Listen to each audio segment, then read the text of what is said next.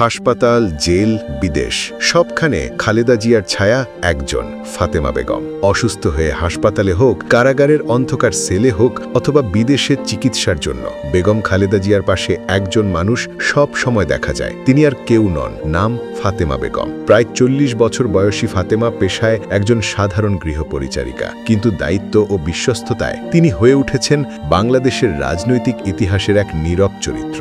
2 দশকেরও বেশি সময় ধরে ফাতেমাই দেখভাল করছেন বিএনপি চেয়ারপারসন বেগম খালেদা জিয়াকে। বেগম জিয়ার দৈনন্দিন কাজ, সময়মতো ওষুধ নেওয়া, জীবনের ছোট বড় সিদ্ধান্ত সবকিছুতে তিনি যেন পরিবারের একজন সদস্যের মতো পাশে থাকেন। 2018 সালে বেগম জিয়া যখন কারাবন্দী হন, তখনই প্রথম আলোচনায় আসেন ফাতেমা। আদালতের অনুমতি পেয়ে তিনিও স্বেচ্ছায় কারাগারে ছিলেন বেগম জিয়ার ছায়াসঙ্গী হয়ে। প্রায় 25 মাস কারাগারে থেকে তিনি যে দায়িত্ব পালন করেছেন তা নজিরবিহীন।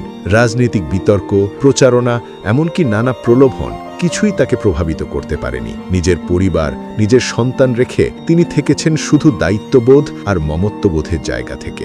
আজ হাসপাতালে মৃত্যুর সাথে পাঞ্জা লড়ছে, তখন বেগম জিয়ার পাশে দেখা যাচ্ছে ফাতেমাকেও। কারণ শুধু কর্মী নয়, তিনি এমন একজন মানুষ যার নীরব উপস্থিতি দেশনেত্রীর জীবনের প্রতিটি কঠিন মুহূর্তকে কিছুটা হলেও সহজ করে দেয়। একজন সাধারণ নারী হয়েও নিজের বিশ্বস্ততা, ত্যাগ আর মানবিকতায় হয়ে উঠেছেন এক অনুচ্চারিত গল্প, ফাতেমা বেগমের গল্প।